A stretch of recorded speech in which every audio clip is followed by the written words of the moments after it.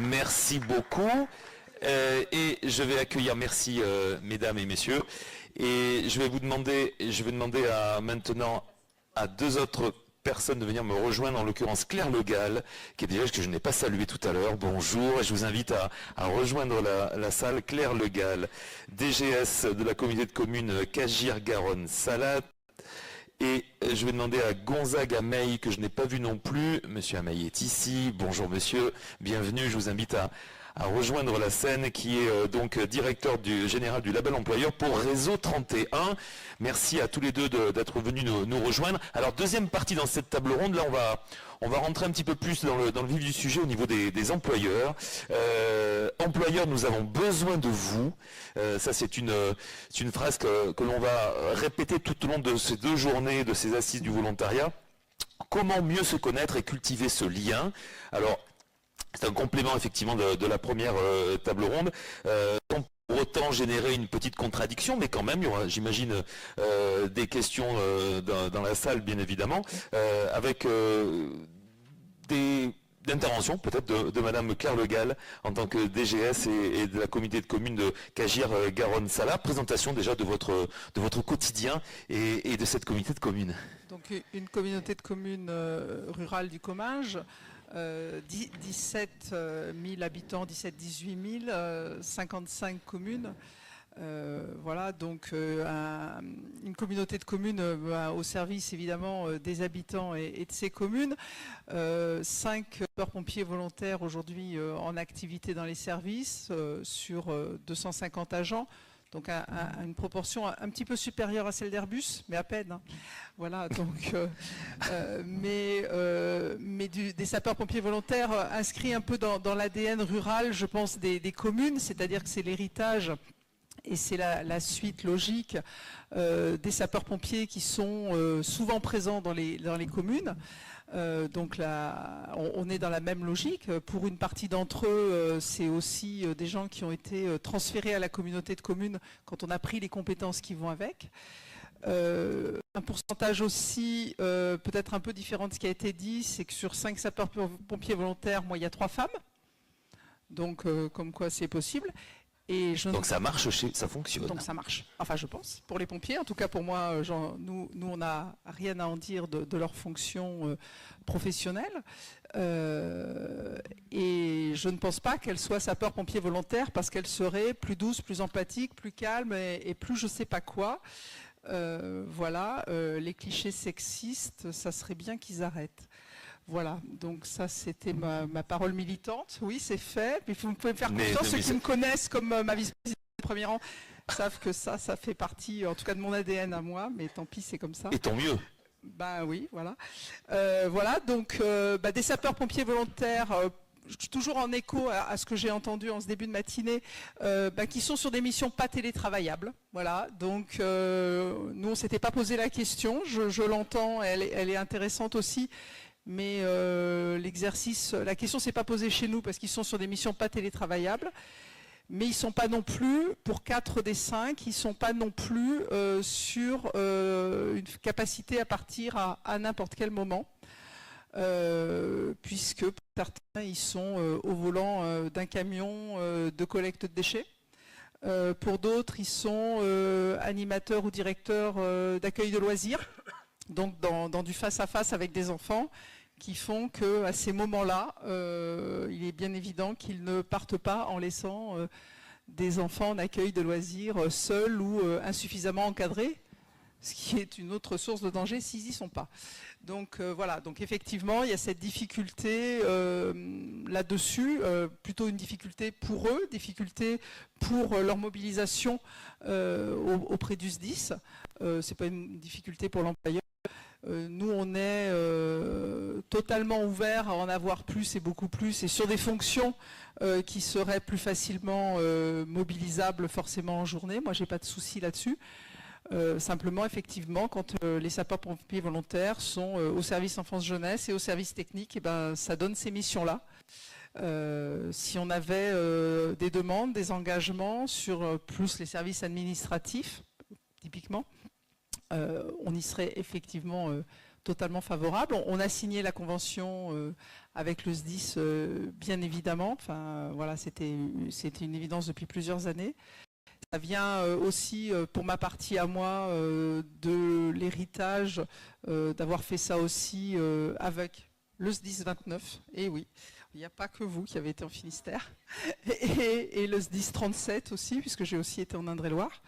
Voilà, donc cette forme de partenariat, je la connaissais aussi dans d'autres endroits, mais de toute façon, elle était déjà inscrite dans le fonctionnement de Cagir-Garonne-Salade quand j'y suis arrivée il y a 4 ans. Voilà, donc on est sur ces aspects-là. Et je pense qu'il est important d'être dans ce dialogue permanent avec les instances, avec nos sapeurs-pompiers volontaires pour savoir comment leur rendre les choses les plus faciles. Et effectivement, dans un cas particulier auquel je pense, on a été attentif, me semble-t-il, au départ en formation un peu long, un peu impliqué, mais qui soit compatible aussi avec l'emploi. Et on est tout à fait volontaire là-dessus pour que ça se renouvelle et que ça s'amplifie même. Hein. Voilà. Merci de votre présence et vous pouvez bien sûr intervenir à tout moment. J'aurai bien sûr d'autres questions pour l'ensemble de nos invités de façon plus générale. Je rappelle le thème de cette deuxième partie de table ronde. Employeurs, nous avons besoin de vous. Comment mieux se connaître et cultiver le lien? Gonzaga May, bienvenue. Vous êtes le directeur général du label employeur pour Réseau 31. Qu'est-ce que c'est Réseau 31 ? Alors, Réseau 31, c'est une collectivité qui regroupe des communes, des intercommunalités et le département, et qui intervient sur l'ensemble du cycle de l'eau. Donc depuis, je dirais, l'eau potable jusqu'à la gestion de canaux, comme nous l'avons dans le secteur, là, donc l'ensemble du cycle de l'eau, et donc on a quand même une appétence un peu particulière pour la partie relationnelle avec le SDIS. Déjà, nous sommes 380 agents. Sur 380 agents, nous avons 4 sapeurs-pompiers volontaires. Bon pourcentage.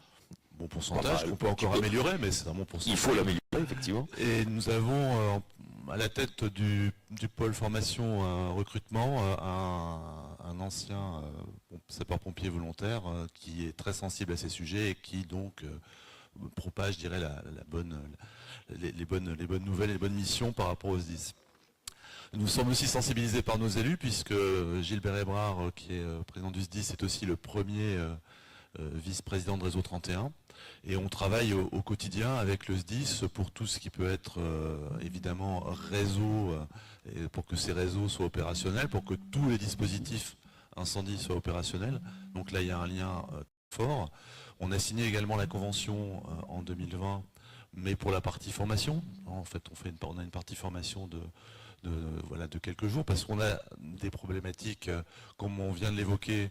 Les 4 agents sont des agents qui sont sur le terrain, qui interviennent régulièrement, et donc les dégager à un instant T de façon vraiment impromptue, c'est un peu délicat.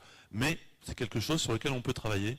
Je pense que c'est surtout important, comme vous l'avez dit tout à l'heure, de voir dans quel cadre on pourrait faire évoluer les choses. Parce que on a à la fois à mieux communiquer en interne, je pense, ça c'est le premier sujet.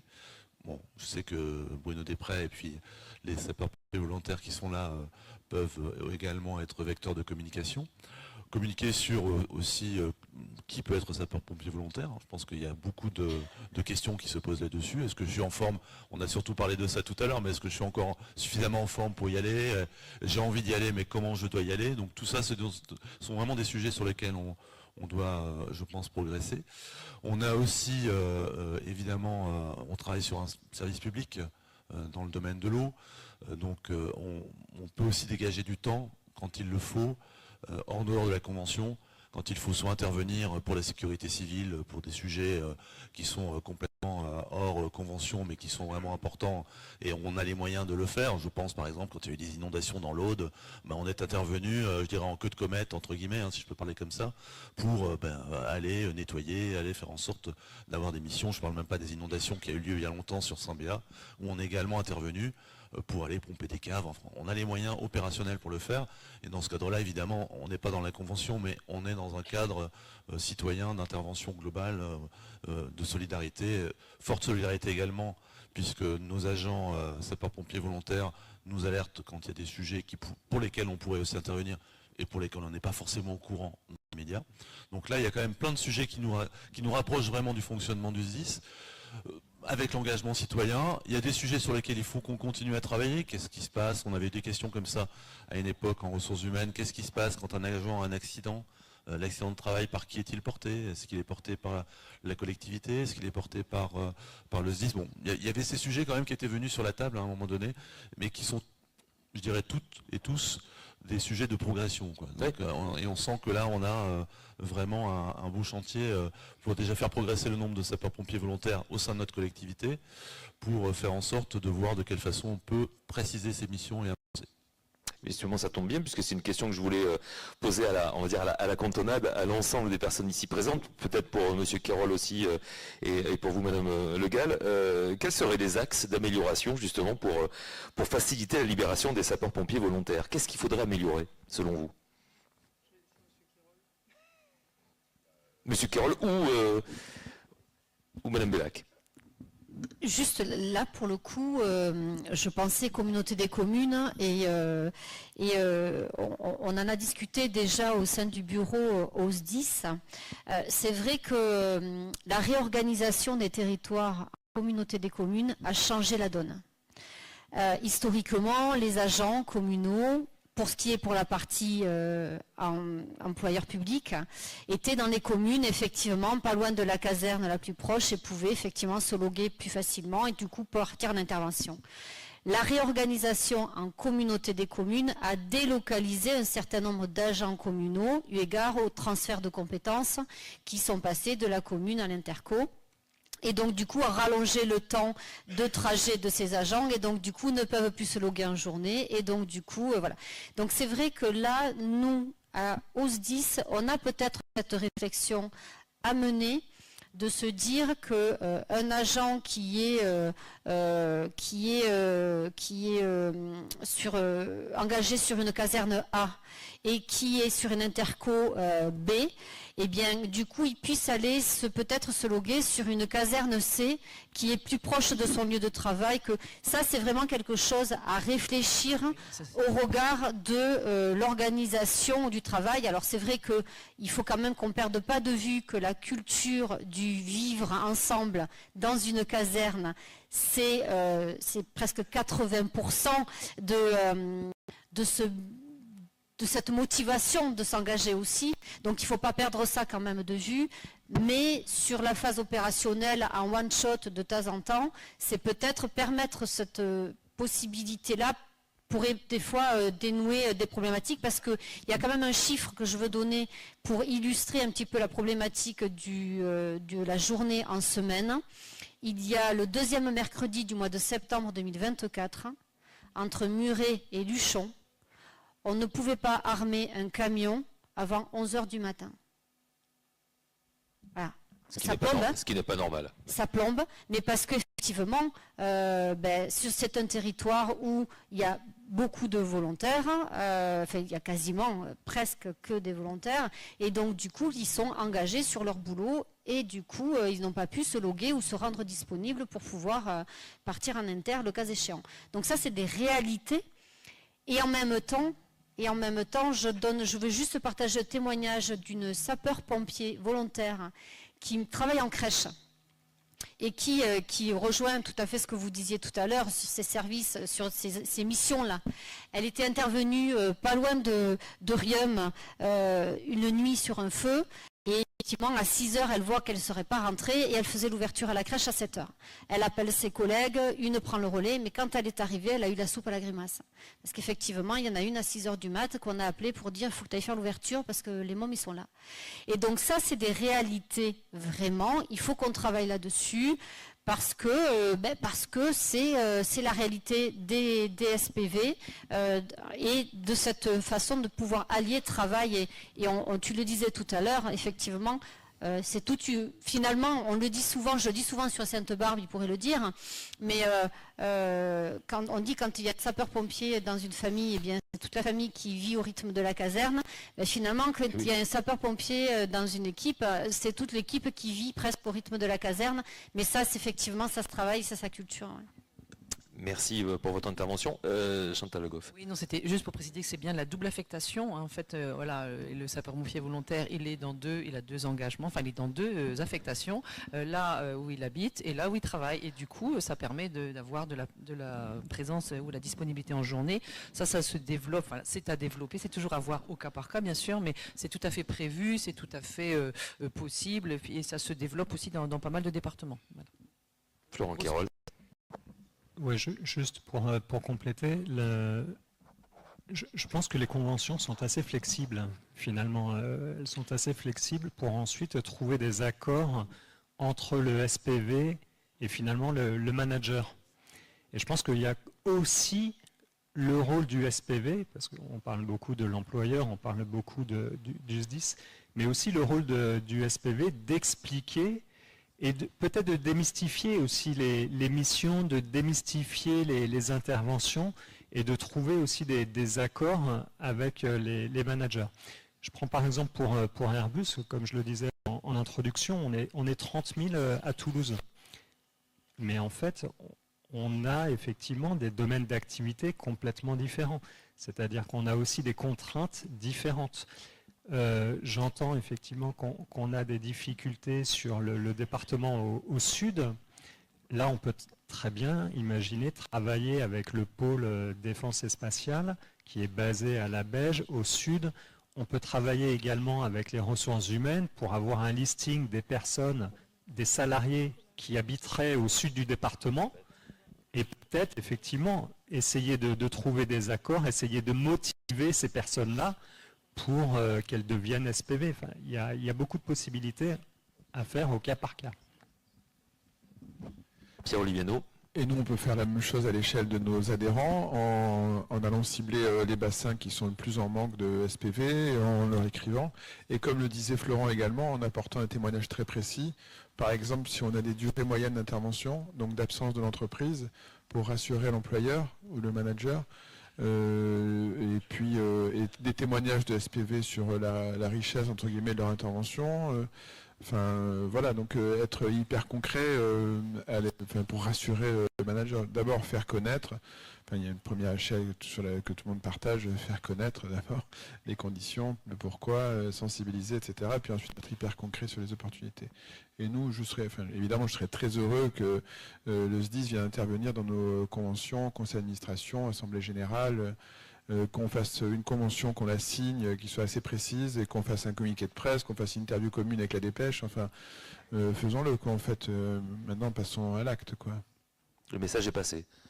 Merci Pierre Oliviano. Vous voulez rebondir? Oui, je voudrais rebondir effectivement sur ce que disait un petit peu M. Quérol, sur la question de ne pas renvoyer qu'à l'employeur peut-être un manque de disponibilité. Il faut aussi le démystifier effectivement auprès de nos agents, c'est-à-dire qu'il n'y ait pas de l'auto-censure sur non, je ne peux pas partir parce que mon métier ne le permet pas. Alors, oui, dans le cas que je citais tout à l'heure, et c'est exactement la question de la crèche, c'est la même, mais il y a aussi des fois, où j'en suis persuadée, où non, je vais quand même pas le demander, non, il y a déjà ça, non, l'absence. C'est-à-dire, je pense en particulier aux interventions sur les grands événements climatiques, vous parliez de Saint-Béat, alors les incendies au Canada, personne n'est venu me voir, mais alors j'en ai un qui est là-bas au fond, là, et franchement, Jean-Jacques, fallait partir au Canada, non ? Voilà, ça c'est fait pour lui.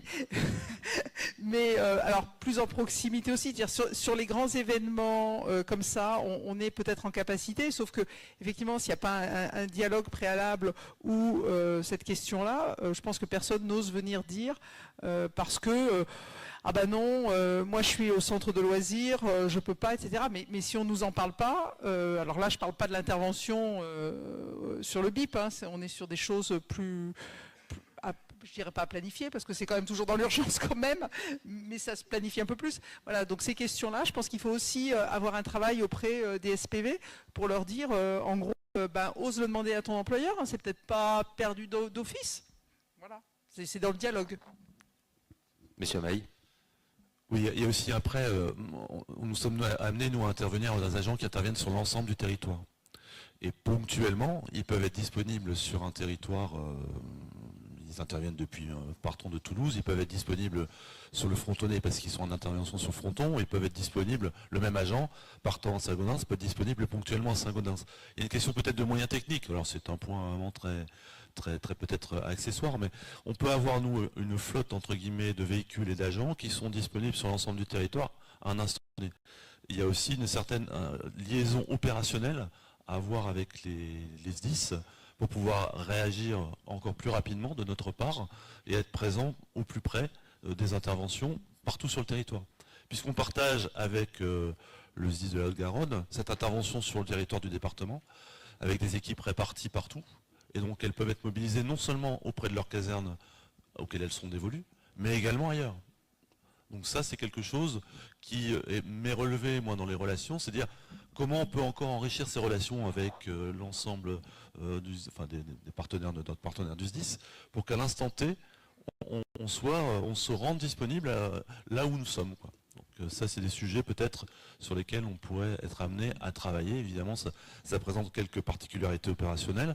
L'autre point, c'est qu'on travaille beaucoup en formation. C'est un point qui est quand même important, c'est-à-dire mise à disposition d'équipements, formation de l'autre côté des intervenants du SDIS pour dire voilà ce que vous pourriez être amené à faire, pour essayer justement de recruter, entre guillemets, quelques sapeurs-pompiers volontaires. Donc il y a toute une série d'adaptations à la fois opérationnelles et techniques qui peuvent, pour des collectivités comme la nôtre, être intéressantes à la fois pour mieux connaître et pour mieux réagir. Mieux connaître et mieux réagir. Je rebondis sur ce que vous venez de dire. Je vais revenir sur ce que vous disiez, Madame Bellac, c'est très intéressant par rapport à la perception des autres salariés, effectivement. Est-ce que ça peut être un frein pour permettre de libérer justement ces SPV, selon vous? Alors moi pour moi, on reste dans un petit peu ce que je disais tout à l'heure, c'est de l'auto-frein, c'est-à-dire que il va me faire la soupe à la grimace quand je vais revenir parce que je l'aurais tout laissé à faire ou parce que il va se dire trop tranquille là, lui, il s'est pris 3 heures, quoi.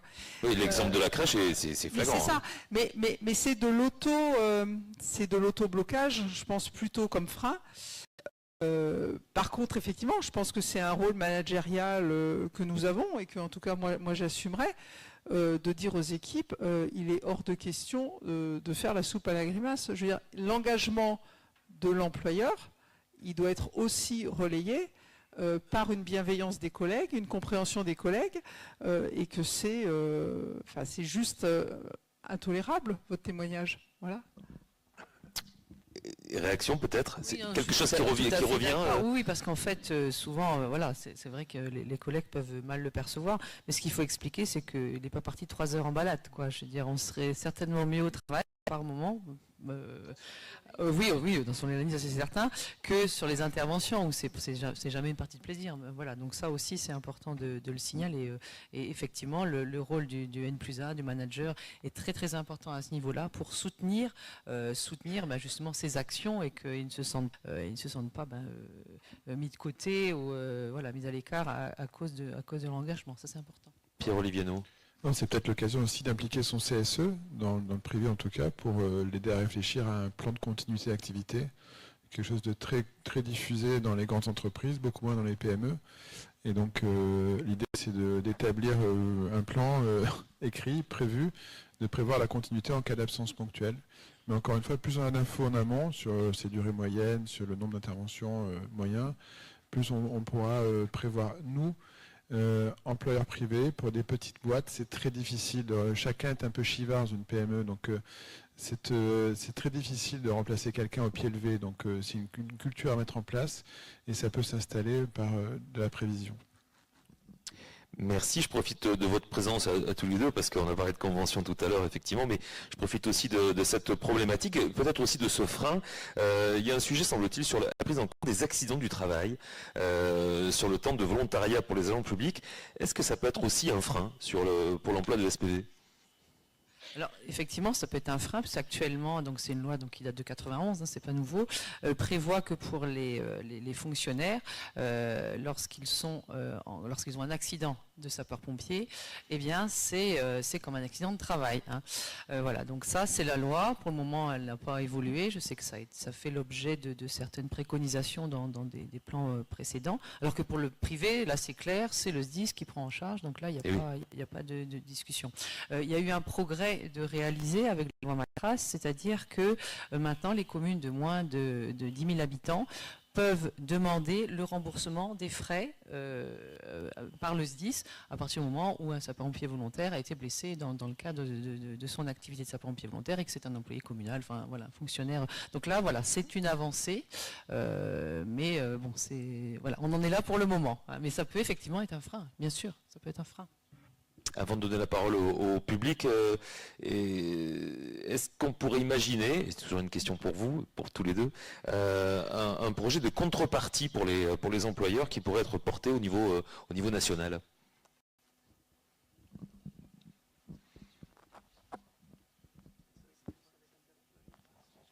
Monsieur Voilà, parce Guy Chargnoux. Oui, en fait, il y a une possibilité avec les SDIS de moduler les cotisations communales en fonction des sapeurs-pompiers volontaires qui sont mis à disposition des communes, du SDIS, donc employés communaux, donc ça existe, ou des communes qui sont sièges d'un centre de secours, donc ça, il y a des possibilités de réduction des cotisations. Sinon, des contreparties pour les collectivités, vous dites? Oui.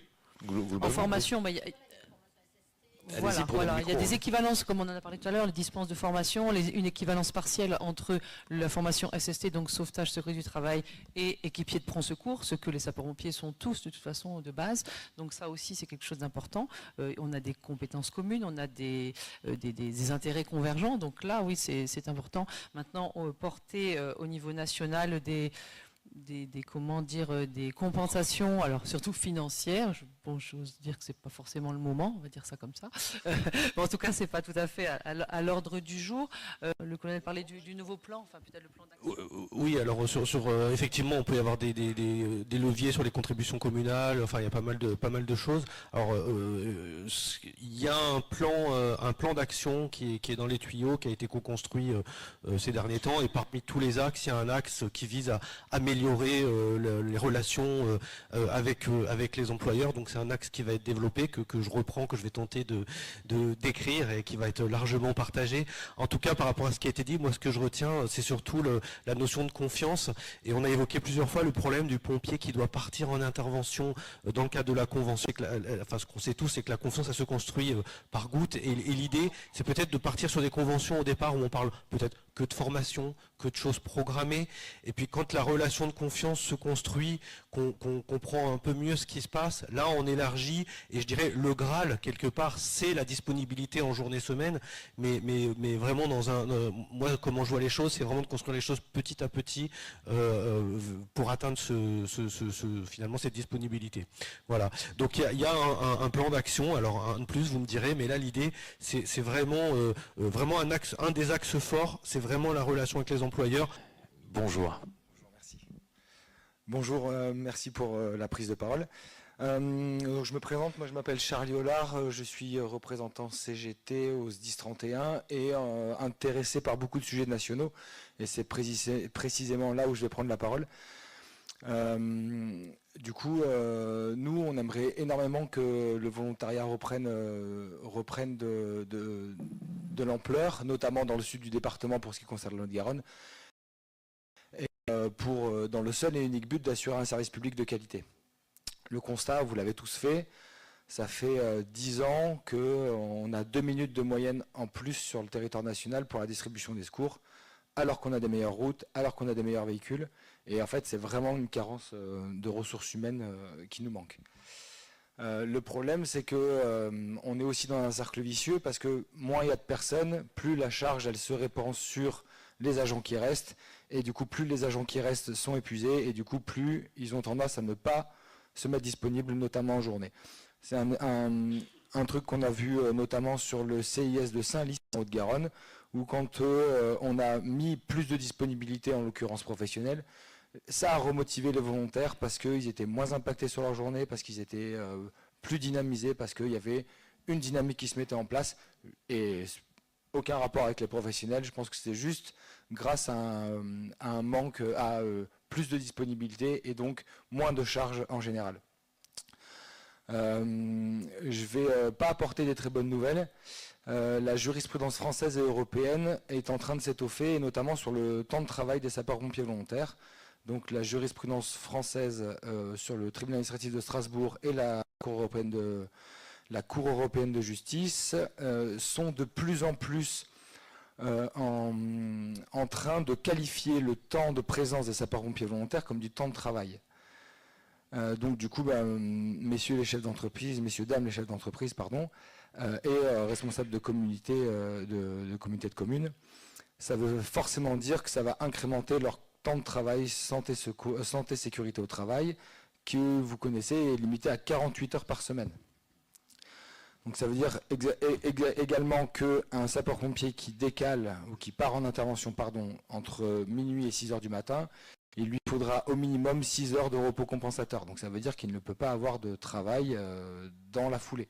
Donc ça veut forcément dire que même s'il part en intervention la nuit, il n'arrivera pas au travail à l'heure le matin. Madame Baylac, votre réflexion était tout à fait opportune par rapport à la soupe à la grimace. J'ai été pompier volontaire, je l'ai vécu, effectivement. Vous ne pouvez pas lutter contre l'effet de surcharge de travail que vous allez impliquer à votre collègue, même si il est bienveillant, même s'il comprend qu'il fait ça, même s'il admire ce que vous faites, même si l'apéro le soir il s'excuse, même s'il vous dit désolé, mais c'est vrai que moi ça m'a chargé. Et donc forcément il y a un sentiment de culpabilité qui se met en place chez le sapeur-pompier volontaire, qui enlèvera sa disponibilité à partir de 3 heures du matin pour être sûr d'être à son travail la journée. Le constat dans toute la France, il est clair, hein, c'est des manques de disponibilité sur la journée, en semaine. Aujourd'hui, nous, on n'a pas de solution. Voilà. On est juste un peu pessimiste, peut-être un peu trop, je nous l'accorde. Mais pour nous, le volontariat, c'est un peu la fin d'un système. Il faut penser à autre chose. On ne sait pas à quoi, hein. On n'a pas de solution, et on est dans le même constat alarmant que vous. Ensuite, il y a nous un sujet qui nous intéresse aussi beaucoup, c'est la santé des sapeurs-pompiers volontaires. Aujourd'hui, le SDIS ne s'occupe que d'une aptitude médicale et pas d'un suivi médical. Donc ça veut dire, messieurs, dames les employeurs, qu'un sapeur-pompier volontaire qui est exposé à l'amiante dans le cadre de son travail, enfin de son activité de sapeur-pompier volontaire, le déclarera en maladie chez vous, et donc peut-être que c'est à vous qu'on viendra réclamer des maladies pro. Voilà, il n'y avait pas spécialement de questions.